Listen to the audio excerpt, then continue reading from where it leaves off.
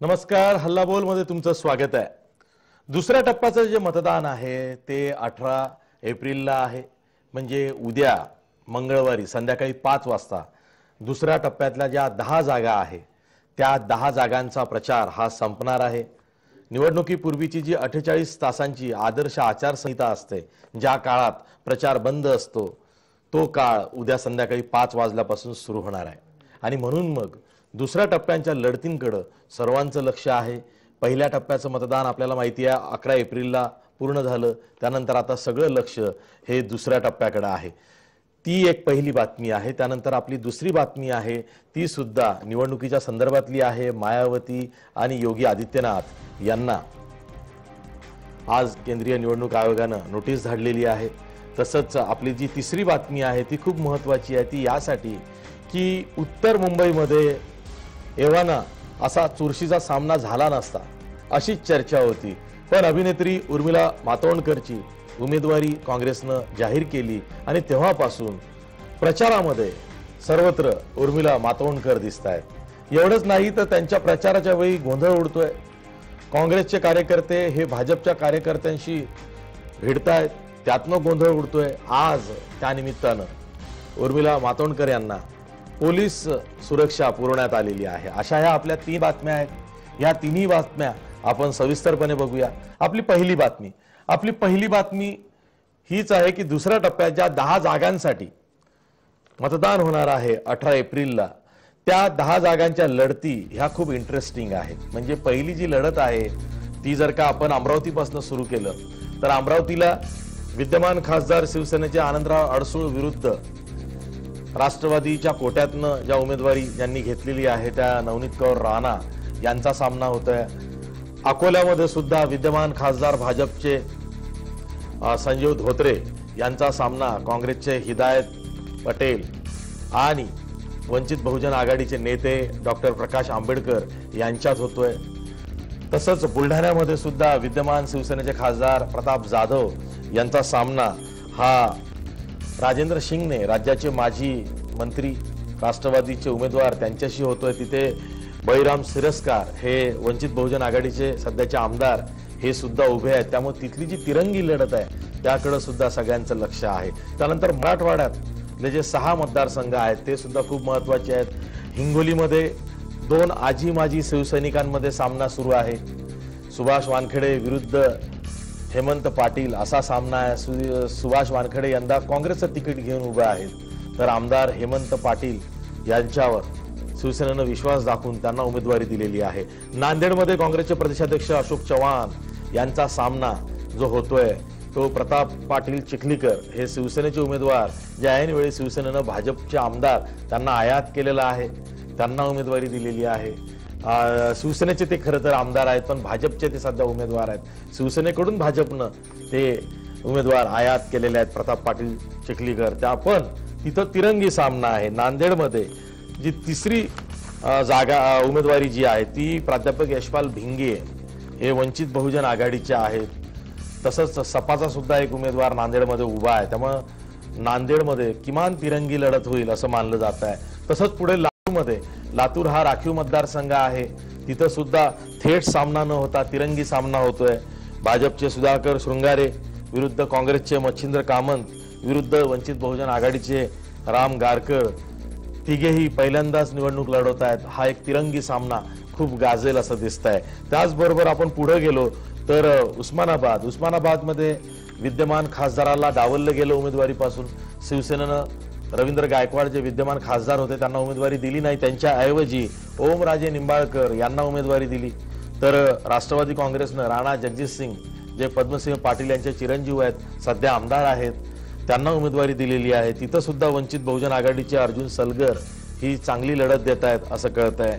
त्यानंतर परभणीमध्ये जे शिवसेनेचे विद्यमान खासदार आहेत संजय जाधव उर्फ बंडू जाधव यांच्या विरोधात राष्ट्रवादीनं तिथले जिल्हा परिषदेचे अध्यक्ष राजेश विटेकर यांना उमेदवारी दिलेली आहे। इथं सुद्धा आलमगीर खान कारण यांना उमेदवारी देण्यात आलेली आहे वंचित बहुजन आघाडीकडून। कारण एक मोठा टप्पा मुस्लिम वर्गाचा हा परभणीमध्ये आहे, तो विचार करून उमेदवारी दिली गेलेली आहे। तसंच सोलापूरमध्ये राज्याचे माजी मुख्यमंत्री माजी केंद्रीय गृहमंत्री सुशील कुमार शिंदे यांना लढत सोपी नाही आहे। त्यांच्या विरोधात भाजपनं लिंगायत समाजाचे नेते डॉक्टर जयसिद्धेश्वर शिवाचार्य या महाराजांना तिकीट दिलेलं आहे। तसंच वंचित बहुजन आघाडीचे सर्वोच्च नेते डॉक्टर प्रकाश आंबेडकर, ॲडव्होकेट प्रकाश आंबेडकर हे तिथनं निवडणूक लढवत आहेत। तिथं तिरंगी सामना आहे। नेमकं कोणाचं पारडं जड आहे सोलापुरात हे सांगणं कठीण आहे। त्याचबरोबर बीडमध्ये नेहमीप्रमाणे वादग्रस्त सामना होतोय। सध्याच्या ज्या भाजपच्या खासदार आहेत डॉक्टर प्रीतम मुंडे यांच्या समोर राष्ट्रवादीनं जी उमेदवारी दिलेली आहे, बजरंग सोनावणे यांना उमेदवारी दिलेली आहे। वंजारी समाज विरुद्ध मराठा समाज असा हा सामना प्रचारादरम्यान अटीतटीचा झालेला आहे। रोज कुठला ना कुठला वाद होतोय, रोज कुठली ना कुठली भांडणं होत आहेत। त्यामुळे बीडकडे सुद्धा सर्वांचं लक्ष आहे। अशा ह्या 10 जागा आहेत। दुसरा टप्पा हा खूप महत्त्वाचा आहे, त्यावरती आपल्याला या कार्यक्रमात चर्चा करायचीच आहे। आता वळूया दुसऱ्या बातमीकडे। आपली जी दुसरी बातमी आहे, अखेर केंद्रीय निवडणूक आयोगानं एक एक करून आपल्या ज्या प्रलंबित केसेस आहेत, खटले आहेत, त्यांची सुनावणी करायला सुरुवात केलेली आहे। पहिला बडगा जो उगारला गेलेला आहे तो उत्तर प्रदेशचे मुख्यमंत्री योगी आदित्यनाथ यांच्यावरती। त्यांना 72 तासांची प्रचार बंदी आज केंद्रीय निवडणूक आयोगाने केलेली आहे। वादग्रस्त विधानं केली गेलेली आहेत, त्याविषयी तक्रारी झाल्या होत्या, त्यावरती सुनावणी घेतल्यानंतर योगी आदित्यनाथ यांना उद्यापासून सकाळपासून 6 वाजल्यापासून तर पुढचे 3 दिवस म्हणजे 72 तास प्रचार करता येणार नाहीये। तसंच मायावती ज्या बसपाच्या सर्वोच्च नेत्या आहेत, मायावती यांच्यावर सुद्धा 48 तासांची प्रचारबंदी ही वादग्रस्त विधानाबद्दल, आचारसंहितेचं उल्लंघन केल्याबद्दल ठोठावण्यात आलेली आहे। त्यामुळे एकीकडे योगी आदित्यनाथ आणि दुसरीकडे मायावती यांच्यावर निवडणूक आयोगानं बडगा उभारलेला आहे, कारवाई केलेली आहे, प्रचार बंदी केलेली आहे। आणखीन बघायचं आहे की जे जे म्हणून देशाचा, सैन्याचा, शहीदांचा, जवानांचा वापर करतात भाषणामध्ये, त्यांच्यावर सुद्धा कारवाई करण्याचं धाडस निवडणूक आयोग दाखवतं का, हाच आजचा खरा प्रश्न आहे। आपली तिसरी बातमी महत्त्वाची आहे। तिसरी बातमी अर्थात मुंबईतली आहे। उत्तर मुंबईमध्ये एव्हाना गोपाळ शेट्टी जे विद्यमान खासदार आहेत भाजपचे, ते सहज बाजी मारून जातील। या आधी सुद्धा ते सहज जिंकायचे, पण यंदा काँग्रेसनं मात्र अनपेक्षितरित्या अभिनेत्री उर्मिला मातोंडकर यांना उमेदवारी दिली आणि या ठिकाणी एक चुरशीची लढत आपल्याला बघायला मिळते आहे। उर्मिला मातोंडकर जेव्हा जेव्हा प्रचारात उतरतायत, रस्त्यावरती उतरतायत रॅली घेऊन, तेव्हा बघ्यांची गर्दी होते। त्याचबरोबर त्यांच्या रॅलीमध्ये अनेक वेळा असे प्रसंग घडलेले आहेत की ज्यामुळे कायदा व सुव्यवस्थेचा प्रश्न सुद्धा निर्माण झालेला आहे। आजही बोरिवली इथं असाच प्रकार घडला। भाजपचे कार्यकर्ते हे काँग्रेसच्या कार्यकर्त्यांना भिडले किंवा काँग्रेसचे कार्यकर्ते यांची भाजपच्या कार्यकर्त्यांबरोबर झडप झाली असं म्हणा, पण काहीतरी नक्कीच झालं आणि एक मोठा गोंधळ या सभेत किंवा या रॅलीमध्ये उर्मिला मातोंडकरांच्या झालेला आहे। त्याची तक्रार सुद्धा झाली, परस्परा विरोधात ह्या पोलीस तक्रारी झाल्या असतील आणि त्यातून उर्मिला मातोंडकर यांना आता पोलीस सुरक्षा पुरवण्यात आलेली आहे। त्यामुळे आजची ही सुद्धा एक महत्त्वाची बातमी आहे। आता आपण या तिन्ही बातम्यांवरती चर्चा करणार आहोत। आपल्यासोबत मान्यवर पाहुणे आहेत। आपल्या स्टुडिओमध्ये वंचित बहुजन आघाडीचे प्रवक्ते सिद्धार्थ मोकळे आहेत। त्याचबरोबर आपल्यासोबत स्टुडिओमध्ये भाजपचे प्रवक्ते गणेश खणकर आहेत। याशिवाय आपल्यासोबत शिवसेनेचे स्थानिक औरंगाबादचे नेते जितेंद्र देसले आहेत। याशिवाय आपल्यासोबत राष्ट्रवादीचे प्रवक्ते नेते पुण्याचे माजी महापौर प्रशांत जगताप सुद्धा आहेत। मी चर्चेला सुरुवात करतोय ती गणेश खणकर यांच्यापासून। लेटेस्ट अँड ग्रेटेस्ट फर्स्ट म्हणत गणेश खणकर, नेमकं उर्मिला मातोंडकर यांच्या रॅलीमध्ये भाजपचे कार्यकर्ते काय करायला गेले होते? मी तुमची बातमी लक्ष देऊन पाहत होतो। अशी जी तुमची जी बातमी आहे संपूर्णतः खोटी बातमी आहे। बर, असं आहे की उर्मिला झडपच झाली नाही, मुळात असं आहे की आमचा काही संबंध नाही, भिडलेच नाहीत कार्यकर्ते। तुम्ही बघून घ्या, ते चेक करा, त्याच्यामध्ये भाजपचा कुठला कार्यकर्ता असेल तर तो शोधून काढा। असं आहे की उर्मिला मातोंडकर आज कुठे प्रचार करतात ह्याचा आमचा काही संबंध नाही, ते त्यांचं काम करतात, आम्ही आमचं काम करतोय। उत्तर मुंबईमध्ये टोटल 42 वॉर्ड आहेत। या 42 वॉर्ड पैकी जवळपास 34 वॉर्डमध्ये आज आमचा प्रचार आज सकाळी आमचा पूर्ण झाला। सकाळ संध्याकाळ आमचे प्रचार सुरू आहेत।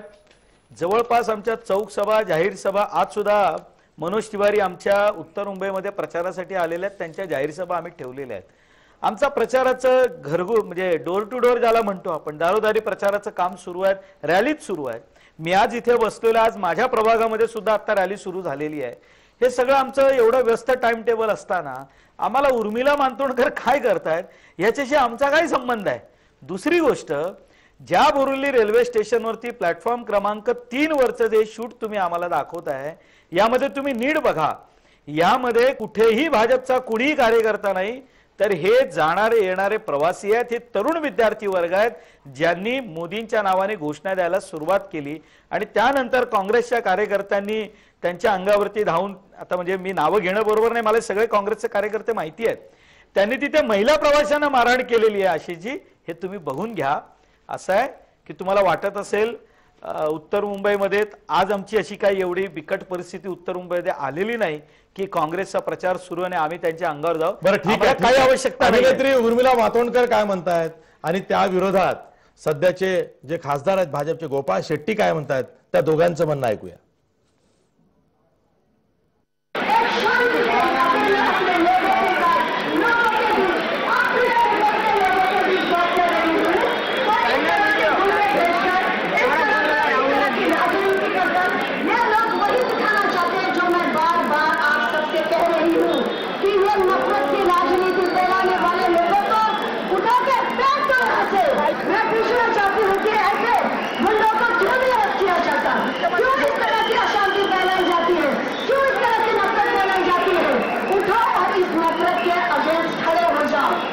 में जो मीडिया में जो दिखाई दे रहा है क्लिपिंग, रेलवे स्टेशन पर प्रवासी खड़े होकर मोदी जी का नारा दे रहे हैं, इनका रैली बाहर से जा रहा है, आप राहुल गांधी का नाम से नारा दो ना, वो मोदी जी का नाम से दे रहे हैं, आप राहुल गांधी, आप स्टेशन के अंदर घुसकर लोगों को मारपीट करते हो, ये कितना ठीक है? इसलिए इस प्रकार का मारपीट करने वाले का हम निषेध करते हैं और मैं चाहूंगा पुलिस और इलेक्शन कमीशन के लोग सारे घटनाओं का वीडियो शूटिंग करते हैं, वो कार्रवाई करे दोषियों के ऊपर. ठीक आहे, आपल्यासोबत पुन्हा गणेश खणकर आहेत. गणेश खणकर, बघा आता गोपाळ शेट्टी पण बोलले, तुम्ही पण तेच बोलला आहात. काँग्रेसची बाजू ऐकून घ्यायला उर्मिला मातोंडकर त्या म्हणतात की नफरत की राजनीति की जा रही है और नफरत की राजनीति के खिलाफ आप वोट दीजिए असं आवाहन त्या करतात. त्यावरती आपण नंतर चर्चा करणार आहोत. आपल्यासोबत औरंगाबादहून जितेंद्र देहाडे आहेत, काँग्रेसचे नेते. मी त्यांच्याकडे आधी जातो. जितेंद्र देहाडे, ज्या 10 लढती आहेत या दुसऱ्या टप्प्यातल्या, त्यामध्ये त्या काँग्रेससाठी सुद्धा अनेक महत्वाच्या लढती आहेत. एक तर असा एक आक्षेप घेतला जातोय किंवा अशी एक खंत व्यक्त केली जाते की नांदेडमध्ये इतकी चुरशीची लढत आहे की अशोकराव चव्हाण जे काँग्रेसचे प्रदेशाध्यक्ष आहेत, ते अगदी नांदेडमध्ये अडकून पडलेले आहेत, त्यांना बाहेर पडता येत नाहीये आणि सर्व विरोधकांनी त्यांची कोंडी केली आहे.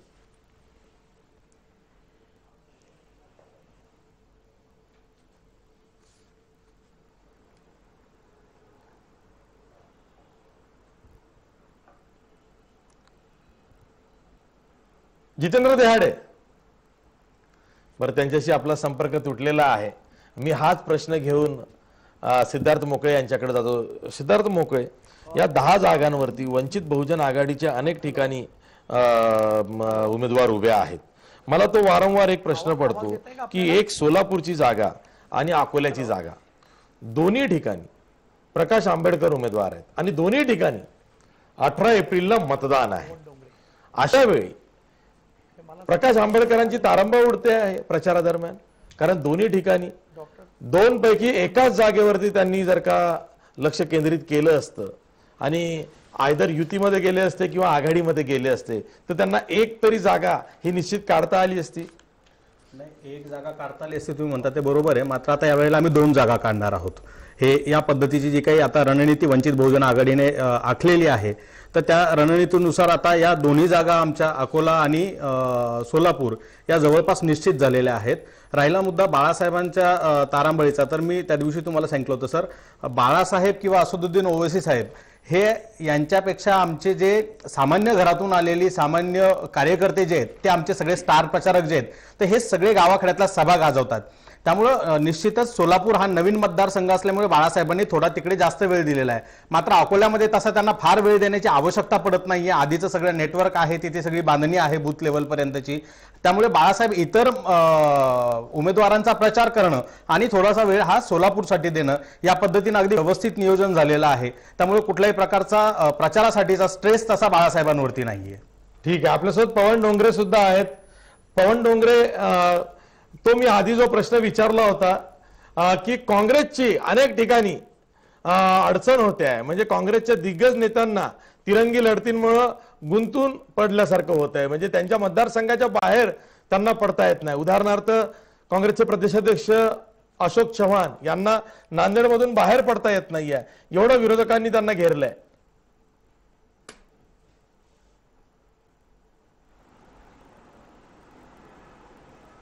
नाही, अजिबात नाही. हा लढा, यावेळेसची निवडणूक हे देशामध्ये टर्निंग पॉइंट ठरणार आहे. विचारांची ही लढाई आहे. मागच्या सरकारापासून नवीन येणारा युग, मागच्या वेळेस खोटे आश्वासनं देऊन जनताला भरकटून त्यांना जनताला दिशाभूल करण्याचं काम मागच्या गव्हर्नमेंटने केलं होतं. यावेळेस त्यांच्या 4.5-5 वर्षाच्या टेन्युअरमध्ये सर्व जनतेला लक्षात आलेलं आहे की आपण ज्या लोकांवरती विश्वास केला त्या लोकांनी फक्त खोटे आश्वासनं दिले, लोकांचा पोलराईज केलं, लोकांना विभाजित केलं, त्यांच्यामध्ये सांप्रदायिक ताकद्यांचे निर्माण झालं आणि दिशाभूल झाली. तर हे जे इलेक्शन आहे 2019चा, हा टर्निंग पॉइंट ठरणार आहे देशाकरता आणि परत जनतेचा कौल काँग्रेसच्याकडे वळत चाललेला आहे.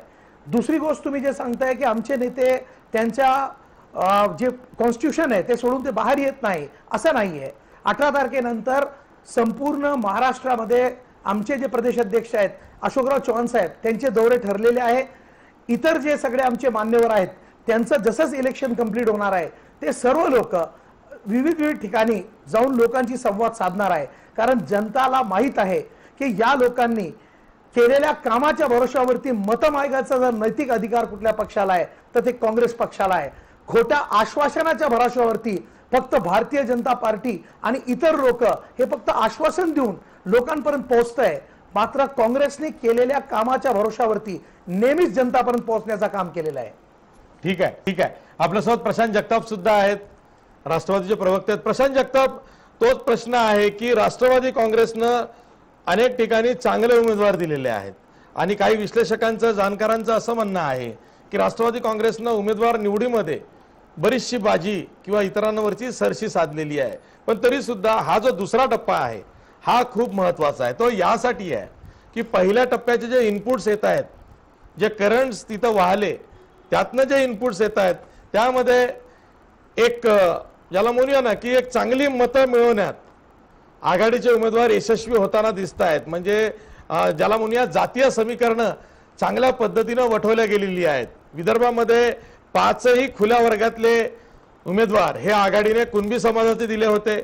आता या 10 जागांवर जरी नजर मारली तरी असं लक्षात येतं की बहुतेक ठिकाणी जातीचा विचार करूनच काँग्रेस असेल, राष्ट्रवादी असेल यांनी उमेदवार उभे केलेले आहेत. तुम्हाला जातीय समीकरणावरच ही निवडणूक न्यायची आहे? नाही, असं बिलकुल नाहीये. एक सर्वप्रथम मी आपल्याला सांगू इच्छितो, आपला जो मुद्दा आहे जो विविध चॅनल्सवर आणि प्रिंट मीडियामध्ये वारंवार त्याचा उल्लेख होतो तो म्हणजे या ठिकाणी राष्ट्रवादी काँग्रेस पार्टीने खूप चांगल्या पद्धतीचे उमेदवार या ठिकाणी महाराष्ट्रात दिलेले आहेत. ही वस्तुस्थिती आहे. मागच्या लोकसभेला आणि विधानसभेला जो फटका आम्हाला त्या ठिकाणी लोकसभेच्या आणि विधानसभेच्या निवडणुकीमध्ये बसला, मला एका गोष्टीचा निश्चित या ठिकाणी आवर्जून उल्लेख करावासा वाटेल. आदरणीय पवार साहेबांनी या राज्यामध्ये सर्व कार्यकर्त्यांची मोठ बांधण्याचा चांगला प्रयत्न केला. आदरणीय साहेबांनी, आदरणीय अजितदादाजी असतील, त्यावेळेचे प्रदेशाध्यक्ष सुनीलजी तटकरे साहेब असतील, सुप्रियाताई असतील किंवा आताच्या काळात जयंत पाटील साहेब असतील, यांनी मागच्या 5 वर्षामध्ये सातत्याने राज्यातल्या वेगवेगळ्या जिल्ह्यांमध्ये, छोट्या मोठ्या शहरांमध्ये, तालुक्यांमध्ये त्या ठिकाणी चांगल्या पद्धतीची नाही का मेळावे असतील, आंदोलनं असतील, त्या ठिकाणच्या कार्यकर्त्याला मोटिवेट करण्याचा प्रयत्न केला. त्या ठिकाणी मराठवाड्यामध्ये धनंजयजी मुंडे साहेब असतील किंवा बाकीची मंडळी असतील, या तरुणांना चांगल्या पद्धतीने ताकद देण्याचा प्रयत्न केला. जी आमच्या आंदोलन झाली, हल्लाबोल असेल, परिवर्तन नाही का त्या ठिकाणी संकल्प यात्रा असेल, या सगळ्यांच्या माध्यमातून स्थानिक जे नेते होते म्हणजे खासदारकीला इच्छुक असणारे, आमदारकीला इच्छुक असणारे, या सगळ्या मंडळींनी चांगल्या पद्धतीने संघटन केलं. त्यांचे चेहरे पूर्वीपासूनच परिचित होते, पण त्या ठिकाणी उमेदवार म्हणून ते चेहरे त्या दरम्यानच्या काळात पुढे आले आणि या सगळ्या गोष्टीचा फायदा हा राष्ट्रवादी काँग्रेस पार्टीला होताना दिसतोय. राहिला तुम्ही जातीचा उल्लेख जो करताय, जाती समीकरणाचा उल्लेख करताय, मी ते महाराष्ट्र असेल किंवा देशातले वेगवेगळे राज्य असतील, ज्या त्या राज्यांमध्ये ज्या त्या जिल्ह्यांमध्ये ही समीकरणं असतातच. ती काय कुठला एखादा पक्ष म्हणजे तो का राष्ट्रवादी काँग्रेस पार्टी हा विषय नाही, मांडली जातात. म्हणजे सांगा कशी, या ठिकाणी ऐका ना कशी सांगतो या ठिकाणी कशी सांगतो तुम्हाला बघा ही 10 मतदारसंघांची यादी आहे. 10 ठिकाणी दुसऱ्या टप्प्याचं मतदान आहे. त्यातले 3 मतदारसंघ अमरावती, त्यानंतर लातूर आणि सोलापूर हे राखीव मतदारसंघ आहेत. उरले 7 खुले.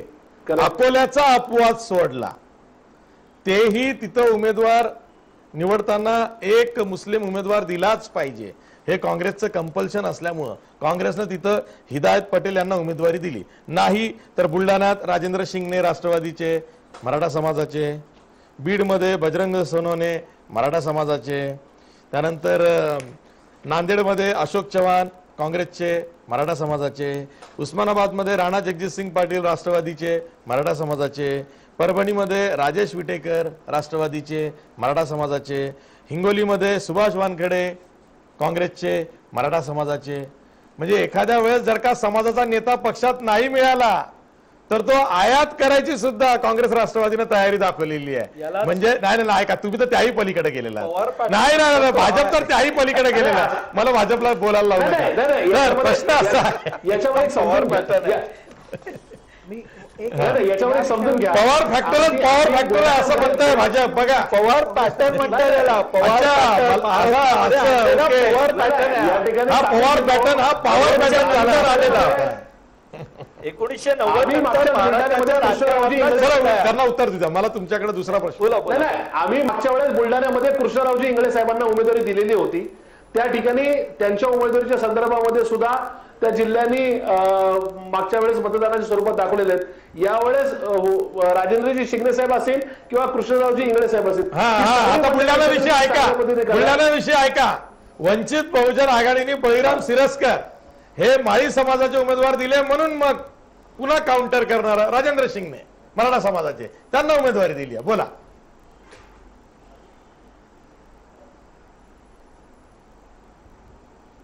हा बोला प्रशांत जगताप बोला.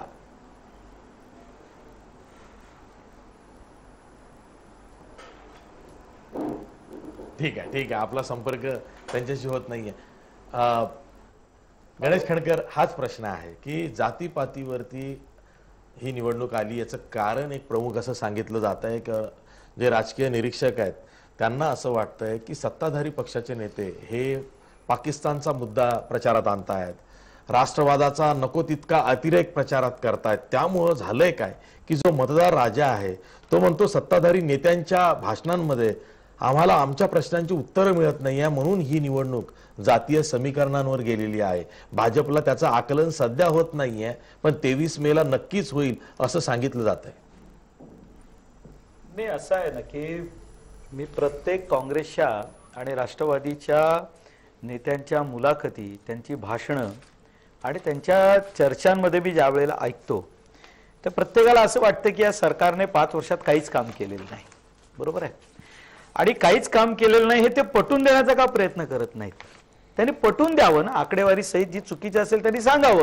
नाही पण मग सत्ताधारी नेते सुद्धा आम्ही जे काम केलं त्याची उजळणी का करत नाहीत? मी तेच त्याच्यावर येतो ना. आता ज्या वेळेला यांनी सुरुवातीपासून देशाचा विकास झाला नाही, बेरोजगारी, असे सगळे आकडे द्यायला सुरुवात केली, आम्ही त्यांना सांगितलं की बाबा नवीन फॉर्मॅटनुसार देशाचा जीडीपी मनमोहन सिंग उतरल्यानंतरचा काय होता आणि आताचा काय होता बघून घ्या. देशाची विदेशी गंगाजळी किती झाली आहे आम्ही सांगत नाही ना, हे सगळं लोक सांगतायत ना.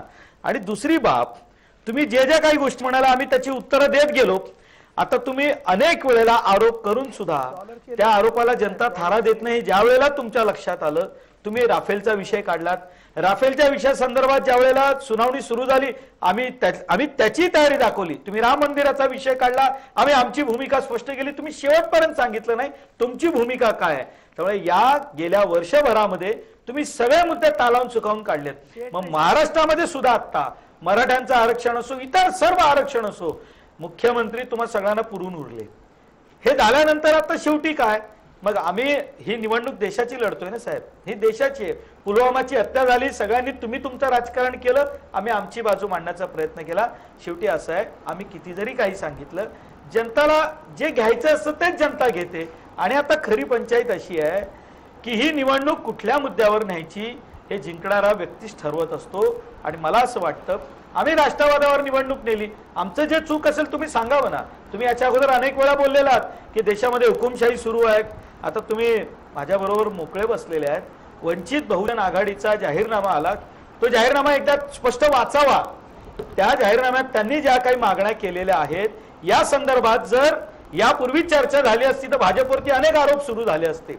मला असं वाटतं की देशाची लोकशाही प्रगल्भ होत चाललेली आहे. ही प्रगल्भ होते, हे प्रगल्भतेचं लक्षण आहे माझ्या दृष्टीने. कारण लोकसभेची निवडणूक हे राष्ट्रवादावर लढली पाहिजे, प्रदेशाची निवडणूक राष्ट्रवादावर लढली पाहिजे. म्हणजे काय, पाकिस्तान हा आपल्यापेक्षा मोठा देश आहे.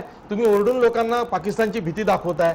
ज्या पाकिस्तानला आपण खिसगंतीत धरत नव्हतो तो आज आपल्यापेक्षा मोठा करून ठेवलाय तुम्ही. हे मीडियाने केलं आणि तुम्ही चर्चेमध्ये काँग्रेस आणि राष्ट्रवादीच्या नेत्यांनी केलं ना. आमचं एवढंच म्हणणं आहे आम्ही जर का चुकीचा वापर केला असताना पुलवामाच्या घटनेचा तर जनतेने आम्हाला धडा शिकवला असता ना.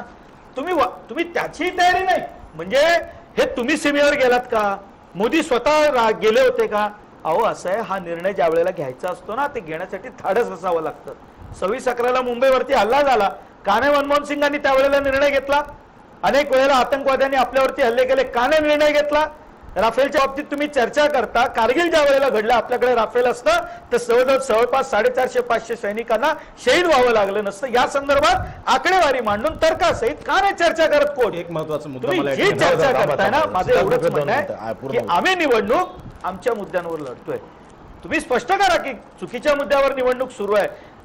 मी मगाशी म्हणालो ना की या महाराष्ट्रामधले सुद्धा मुद्दे घेऊन विरोधक उतरण्याचा त्यांनी प्रयत्न केला पण त्यांना तेवढं यश मिळालं नाही. जे आता मला माहिती आहे राष्ट्रवादीचे पंतप्रधान शेतकऱ्यांच्या प्रश्नांवर आपल्या भाषणातून कधी उत्तर देतील. आता राज्याची जी कर्जमाफी झाली त्याच्यावर पंतप्रधान कधी बोलतील, कधी पंतप्रधान हे शेतकऱ्यांना उद्देशून बोलतील की हात वर करा, किती लोकांना कर्जमाफीचा फायदा झाला, किती लोक खुश आहेत असं विचारतील कधी. मी एका शब्दात सांगतो, मी तुमच्या चर्चेत सांगतो म्हणून नाही, ज्यांना कर्जमाफी दिली आहे त्यांची नावं पोर्टलवरती उपलब्ध आहेत. कुठल्या शेतकऱ्याला कुठे कर्ज माफ झालं याची सगळी इत्तमयुक्त माहिती आहे. याचं कारण थेट कर्जमाफी झाली आहे, मध्ये कुठलेही दलाल या वेळेला या प्रक्रियेत नव्हते. आम्ही 89 लाख शेतकऱ्यांना हा लाभ मिळेल सांगितलं होतं. ती संख्या 35 लाखाच्या पलीकडे गेलेली नाही अजून. मी तेच सांगतो, 3-3, 4-4 वेळेला परत पंचनामे झाले, सर्व शासकीय यंत्रणा कामाला लागली. त्याच्यानंतर त्यांनी सांगितलं बरं हा आकडा आमचा नाही, हा पूर्वी दिलेल्या कर्जमाफीच्या आकड्यावरती आम्ही म्हटलं होतं की एवढे शेतकरी आहेत त्यांच्या संदर्भात हे आम्ही पाऊल उचलतोय. पण नंतर वास्तविकता लक्षात आली, ज्यावेळी संपूर्ण शासकीय यंत्रणा कामाला लागून लक्षात आलं की याच्यावरती शेतकऱ्यांचा आकडा मुळातच नाहीये की ज्यांना आपल्याला कर्जमाफी द्यायची. आता त्याचं सुद्धा भांडवल सुरू केलं, याच्यावर आकडाच जात नाही. अहो आम्ही कुणालाही असं म्हटलं नाही की याच्यानंतर कर्जमाफी द्यायची नाही. हा आकडा शासकीय यंत्रणा ठरवते, मंत्रालयात बसून मंत्री आणि मुख्यमंत्री ठरवत नाही. सरकार जे असतं ना, सरकार, मुख्यमंत्री, मंत्रिमंडळ हे दिशा देण्याचं काम करतात. बरोबर आहे ना. जर का तुम्ही सनदी अधिकाराच्या हातचं बावलं बनलात तर ते तुमची दिशाभूलच करणार. की हे तुम्ही चर्चेमध्ये आम्हाला विरोध करताना जे तुम्ही म्हणाल ते आम्ही स्वीकारतो. मी एकदा सांगितलं की ज्यांना कर्जमाफी दिली ते पोर्टलवरती उपलब्ध आहे. म्हणजे शेतकऱ्यांनी पोर्टल जाऊन बघायला पाहिजे. शेतकऱ्यांचं चुकतं खरं तर ते उगाच पोर्टल वगैरे बघत नाही. एवढं डिजिटल इंडिया झालेलं आहे. तुम्ही आम्हाला आकडे मागितलेत, आम्ही लपवलं नाही, आम्ही स्पष्टपणे सांगितलं. बरं पवन डोंगरे त्या ग्रामीण भागातल्या पवन डोंगरे बोला शेतकऱ्यांचं काय म्हणणं आहे. तुम्ही शेतकऱ्यांपर्यंत पोहोचलात का मतांसाठी. साहेब यांनी शेतकऱ्यांच्या कर्जमाफीसाठी शेतकऱ्यांची जात विचारली. तुम्ही यांना विचारा की हे विचारण्याची गरज काय होती. कर्जमाफीचा आणि जातीचा कुठे संबंध आला? शेतकरी हा शेतकरी असतो, त्याला तुम्ही जातीच्या ह्याच्यावरती डिवाइड करू शकत नाही. आणि तुम्ही काय केलं? शेतकऱ्यांची जात विचारली. तुम्ही म्हटलं होतं तुमच्या 2014च्या मॅनिफेस्टोमध्ये तुम्ही शेतकरीचा 50% शेतमालाचा हमी भाव देणार आहे. त्याचा तुम्ही सांगा काय झालेलं आहे? आमच्या इकडचा एक कन्नड भागातला शेतकरी मुख्यमंत्री कार्यालयामध्ये ज्यावेळेस गारपीट झाली, त्या गारपिटीनंतर तो माणूस तिकडे गेला तर त्याला त्याच्या बॉडीगार्ड त्या साईडला बॉडीगार्ड्सनी लाथाबुक्क्याने त्याची मारहाण केली. आणि त्याचा दोष काय होता? हो, त्याचा शेतीचा माल नष्ट झाला. तो शेतकरी बिचारा आपल्या स्वतःचा माल नष्ट झाला म्हणून मागणी करायला गेलं की आमचं शेत पूर्ण नष्ट झालेलं आहे गारपिटामुळे, तर आम्हाला फक्त तुम्ही जे नष्ट झाला माझं त्यासाठी तो प्रार्थना करायला तुमच्याकडे आला आणि गार्ड्सनी त्याला लाथाबुक्क्याने मारहाण केली. संपूर्ण भारताने या गोष्ट बघितलेली आहे. याच्यावरती तुमचं काय उत्तर आहे? ठीक आहे, ठीक आहे. हा, याच्याविषयी काय होतं? आणि जरा त्या शेतकऱ्याचं नाव मंत्रालयात येऊन शेतकरी आत्महत्या करतात किंवा प्रयत्न करतायत, हे किती लाजिरवाण आहे? धर्मा पाटलांची आत्महत्या त्यातलीच आहे. बरं, ठीक आहे. आपण हा शेतकऱ्यांचा प्रश्न खरं तर सविस्तर साहेब, चर्चेचा त्यांना विषय मारण्यात आहे. आलं. आपण हा आमच्या नंतर कन्नड कधीतरी भागाचा करूया. तो शेतकरी आपण एक ब्रेक नंतर ब्रेक नंतर मला या लढतींवरच अधिक सखोल चर्चा करायची आहे. या लढतींमध्ये अशा अनेक पैलू आहेत की जे दुसऱ्या टप्प्यात खूप प्रकर्षाने आपल्याला जाणवणार आहेत. पहिल्या टप्प्याचे जे इनपुट्स मिळत आहेत त्यावरनं ही निवडणूक जातीय समीकरणावर गेलेली आहे. ती का गेली याचं सुद्धा कारण शोधलं पाहिजे. कारण सत्ताधारी पक्ष जेव्हा दावा करतोय की आम्ही विकास साधलाय, आम्ही सुशासन देणार आहोत, अशा वेळी निवडणूक जातीय समीकरणावर कशी काय जाते हा प्रश्न मला भाजपला विचारायचा. पुन्हा भेटूया ब्रेक नंतर.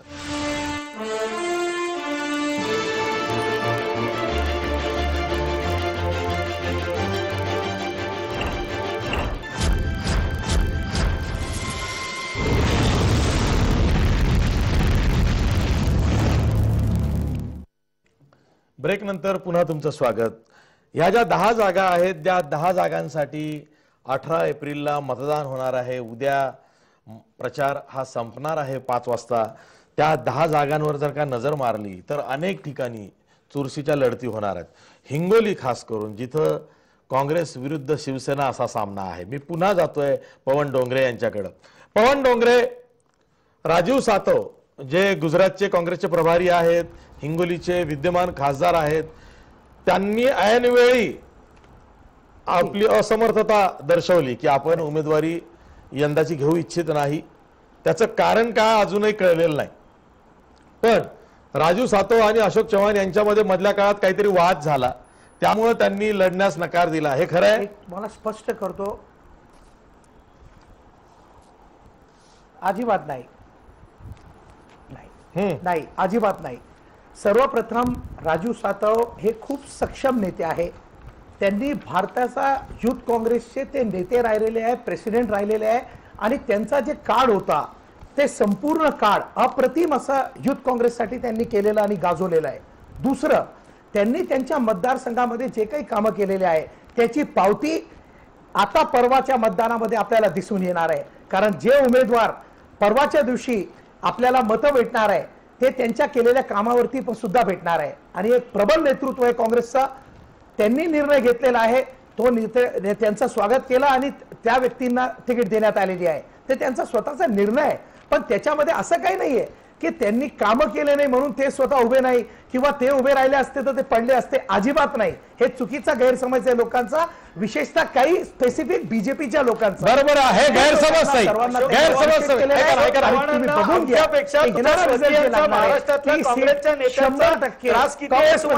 मतदानानंतर. ठीक आहे, ठीक आहे, ठीक आहे, ठीक आहे, ठीक आहे. आपण हिंगोली हिंगोलीच्या बाबतीतला दुसरा गैरसमज जो समज आहे, चर्चा आहे की गैरसमज तुम्ही आमची काळजी करू नका. ऐका ना, सोबत यावेळेस जनता. पवन डोंगरे ऐका जरा, ऐका प्रश्न ऐका. हा, सुभाष वानखेडे जे भाजपमध्ये होते, बोला बोला, त्यांच्याशी आधीच संपर्क अशोक चव्हाणांनी साधला होता. त्यांच्या उमेदवारीसाठी आधीच अशोक चव्हाणांनी प्रयत्न केले, म्हणून कंटाळून राजू सातव यांनी उमेदवारी नाकारली.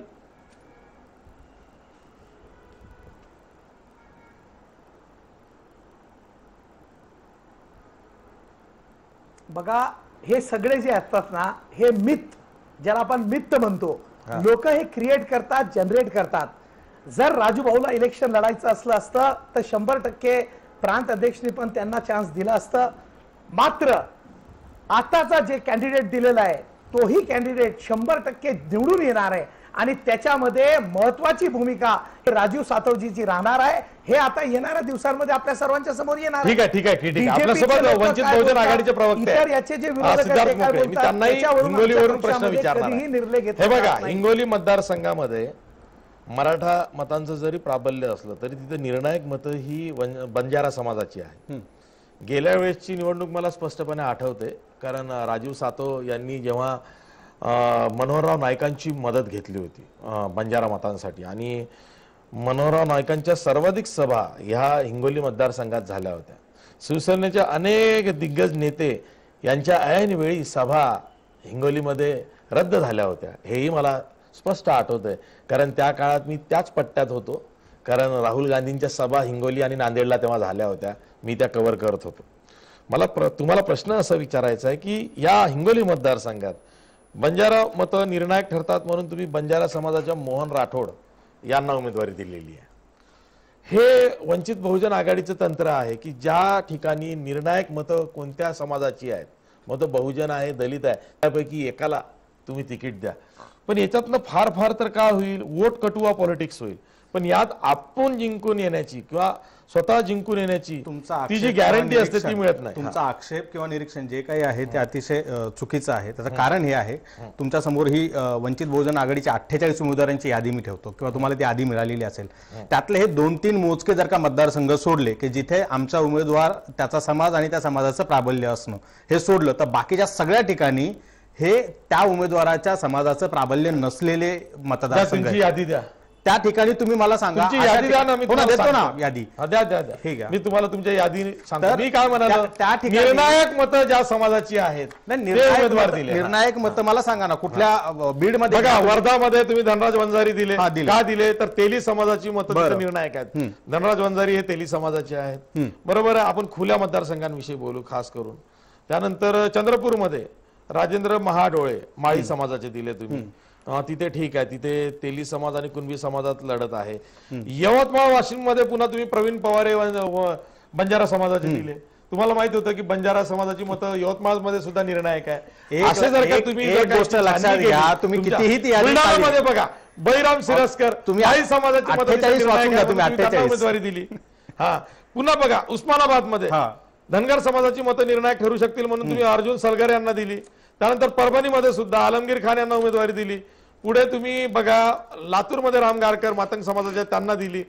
त्यानंतर बघा म्हाडामध्ये तुम्ही विजय मोरे हे उमेदवार दिले, धनगर समाजाचे निर्णायक मत आहेत. सांगलीमध्ये तुम्ही गोपीचंद पडळकरांना उमेदवारी दिली, निर्णायक मत आहेत. बारामतीमध्ये तुम्ही नवनाथ पडळकरांना दिली, निर्णायक मत आहेत. मग मला सांगा, तुमची यादीमध्ये सगळं स्पष्ट दिसतंय. नाही, 48 मधले किती नावं घेतले तुम्ही? 6 ते 7, बरोबर, जास्तीत जास्त 6 ते 7. आता मला तुम्ही सांगा, बीड मध्ये कैकाडी समाजाचं किती प्राबल्य आहे सांगा मला तुम्ही. दिंडोरीमध्ये भिल्ल किती आहेत? नाशिकमध्ये बौद्ध हे निर्णायक ठरतात का? किंवा ठाण्यामध्ये धनगर निर्णायक ठरतात का?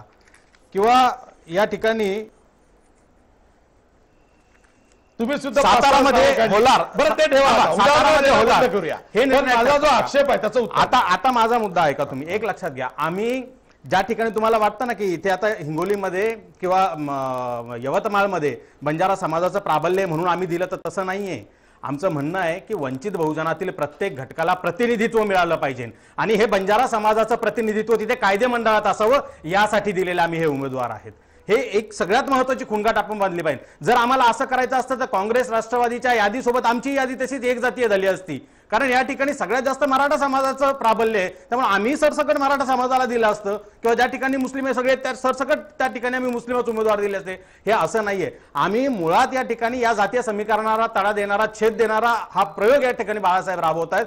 आणि सगळ्यात महत्त्वाची चांगली गोष्ट ही आहे सर या ठिकाणी की महाराष्ट्रातला वंचित बहुजन मतदार जो आहे तो जातीच्या पलीकडे जाऊन विचार करून या सगळ्या उमेदवारांचा प्रचार करतो. ठीक आहे, ठीक आहे. एका आपण असं ज्यांना हिरवलं जातं त्या राष्ट्रवादी काँग्रेसच्या प्रवक्त्यांना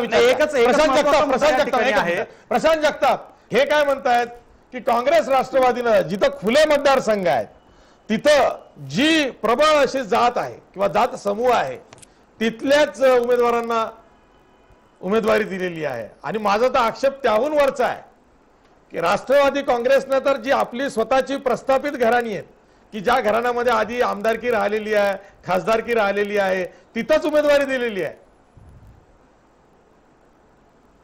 नाही, असं बिलकुल नाहीये.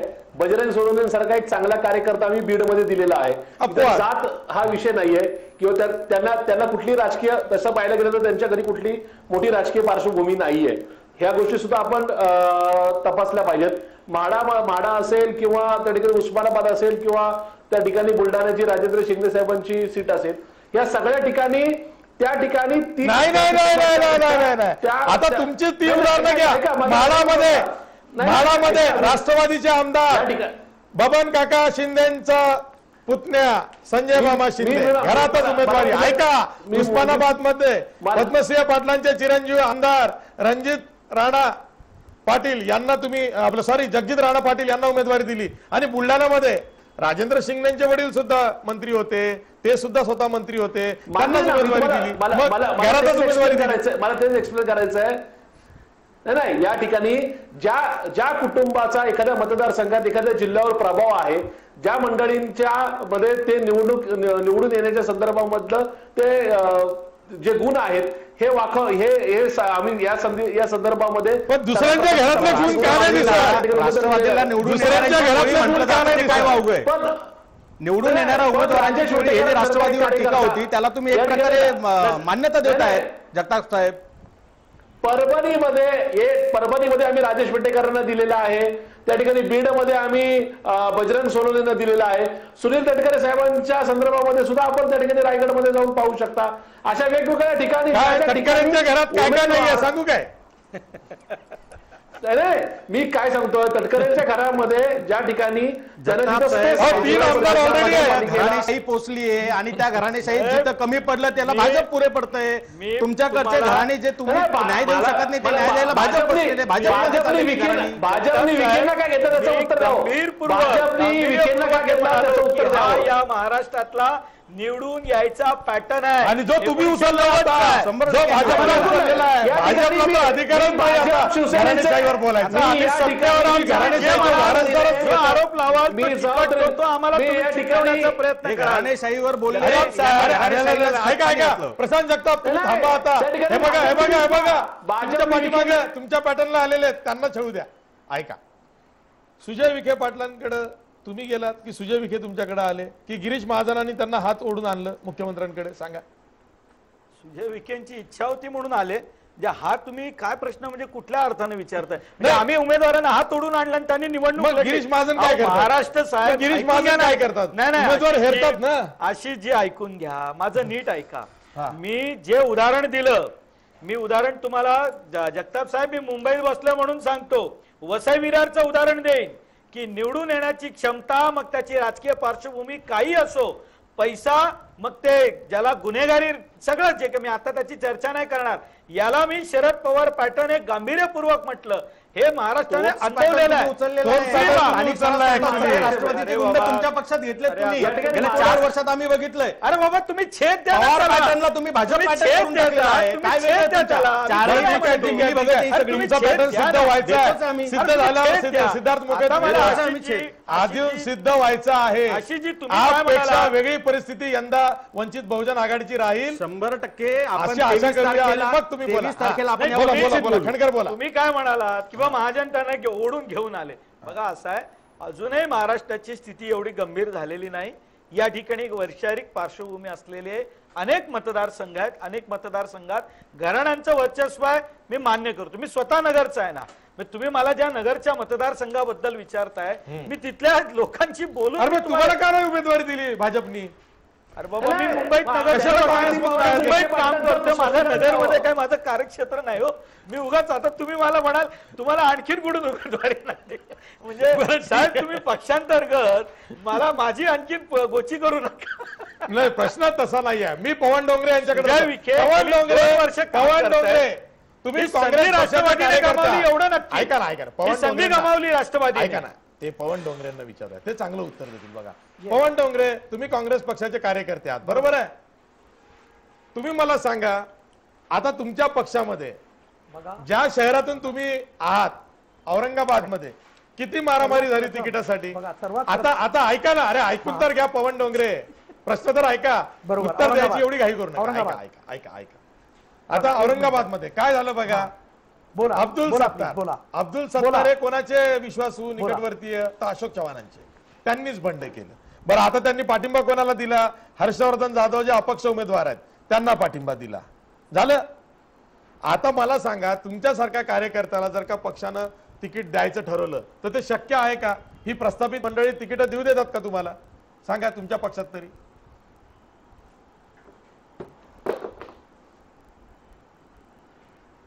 बघा, करेक्ट. आमच्या पक्षामध्ये आम्ही सर्वांनी मिळून औरंगाबादचे जे सध्याचे उमेदवार आहेत सुभाष झांबडजी यांच्यासाठी सर्व लोक प्रांत अध्यक्ष अशोकराव चव्हाण साहेबांकडे गेले होते आणि अशोकराव चव्हाण साहेबांना अब्दुल सत्तार भाई यांनीच त्यांचं नाव आधी सुचवलेलं आहे. दुसरी गोष्ट, आजपर्यंत कधीही अब्दुल सत्तार साहेबांनी स्वतःसाठी आधी कधीच तिकीट मागितलेलं नव्हतं. ज्या दिवशी नाव घोषित झाला आम्हाला माहित नव्हतं, पण त्या दिवशी अब्दुल सत्तार साहेब म्हटले की बाबा मला माहित न होता यादी डिक्लेअर झाली, म्हणून त्यांची नाराजगी त्यांनी त्यावेळेस व्यक्त केली होती. मात्र आता सध्या त्यांनी स्वतंत्र ते निर्णय त्यांचा घेतलेला आहे आणि त्यांनी ज्या माणसाला समर्थन दिलंय तो माणूस रावसाहेब दानवेचा जावई आहे. हे कसं झालं, हे बघा कसं असते, रावसाहेब दानवे त्यांचे ते जावई आहे. पण याचं काय ऐका, संबंध एक आहे? मिनिट, माझं पूर्ण होऊ द्या. माझं पूर्ण होऊ द्या. ते संबंध फार माझं पूर्ण महत्त्वाचे होऊ द्या. असतात. अशोकराव चव्हाण साहेबांनी जे तिकीट दिली ती तिकीट अत्यंत महत्वाचा बोलतो. जे तिकीट दिली सुभाष झांबडला ते व्यक्ती त्यांचा समाजही काही इकडे जास्त नाहीये, कारण काँग्रेस पक्षाने व्यक्तीच्या प्रभावावरती आणि तो निवडून येऊ शकतो का नाही त्याच्यावरती कधी तिकीट दिलेलं आहे. त्याचा जिवंत उदाहरण जे आहे ते सुभाष झांबड आहे, कारण ते स्वतः MLC होते आणि त्यांच्यासोबत त्यांनी आमदारकीमध्ये प्रूफ केलेला आहे की त्यांनी लोकांची किती मदत केली. ते मायनॉरिटीला बिलॉंग करतात, जैन समाजाचे आहे. पण अशोकराव चव्हाण साहेबांनी म्हटलेलं आहे की काँग्रेस पक्षाने ठीक आहे. तुमच्या उत्तरातून एक बातमी मिळाली आहे. तुमच्या उत्तरातून एक बातमी मिळाली आहे. मला खटकरांना प्रश्न विचारू द्या. तुमच्या उत्तरातून एक मोठी बातमी मिळालेली आहे, मला उत्तर घेऊ द्या. भाजप प्रवक्त्यांचं बघा, भाजपनं काय केलंय. भाजपचे प्रदेशाध्यक्ष रावसाहेब दानवे यांचे जावई हर्षवर्धन जाधव हे कोणाच्या विरोधात उभे आहेत. शिवसेनेचे जे विद्यमान खासदार आहेत चंद्रकांत खैरे यांच्या विरोधात उभे आहेत. बघा, तुमच्या प्रदेशाध्यक्षाचे जावई हे शिवसेनेच्या विद्यमान खासदाराच्या विरोधात निवडणूक लढतायत. भाजपकडे काय उत्तर आहे. मला एक काही कळत नाही. म्हणजे हेच तर आम्हाला कळत नाही. मी स्पष्ट करतो हर्षवर्धन जाधव कोणाचे नातेवाईक सगळे सोयरेत यापेक्षा त्यांची राजकीय पार्श्वभूमी काय लक्षात घ्या. ते पहिले आमदार झाले मनसेतून, त्याच्यानंतर ते शिवसेनेत गेले, ते शिवसेनेतून आमदार झाले. मला एक सांगा, आज जो तुम्ही संबंध जोडताय मग ते भाजपचे आमदार कधी होते का. तर कधीच नव्हते. नाही मी हे म्हणतोय तुम्हाला, हे सगळे सोयरे सगळ्या पक्षात पण ते आज काँग्रेसचे जे प्रवक्ते त्यांनी या ठिकाणी मला एक महत्वाची गोष्ट त्यांनी सांगावी.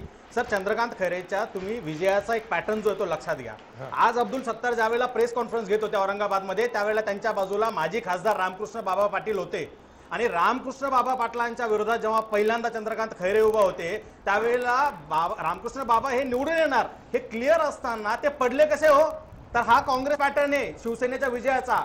दरडांच्या बाबूजींच्या दैनिक लोकमत मध्ये पानभर जाहिरात छापून आली की रामकृष्ण बाबा पाटलांनी किती घोटाळे केलेले आहेत आणि तिथून मग खैरेंची विजयाचा रथ सुरू झाला. काळजी करू नका साहेब, जनता ठरवते, जनता आमच्या बाजूला कौल देणार आहे. कारण यावेळेची निवडणूक हे विचारावरती होणार आहे. यावेळेची निवडणूक राजकीयपेक्षा विकासाच्या मुद्द्यावरती होणार आहे. यावेळेची निवडणूक जातीच्या समीकरणावरती होणार नाही, विकासाच्या समीकरणावरती होणार आहे. यावेळेची निवडणूक लोकांना तुम्ही काय आश्वासन दिले औरंगाबादचा खासदार हा इम्तियाज जलीलच असणार. खैरेंनाही किती लढू द्या आणि तुमच्या काँग्रेसवाल्यालाही किती लढू द्या. प्रचंड पैसा खर्च केला काँग्रेसने, मात्र त्यातला एकही रुपया तुम्हाला काम येणार नाहीये. कारण जनता यावेळेस कौल काँग्रेसच्या बाजूने मांडणार आहे. काही नाही हो, सत्य कळालेलं आहे सगळ्यांना, तुमचं साठं लोट आहे काँग्रेस भाजप सगळं. या ठीक आहे.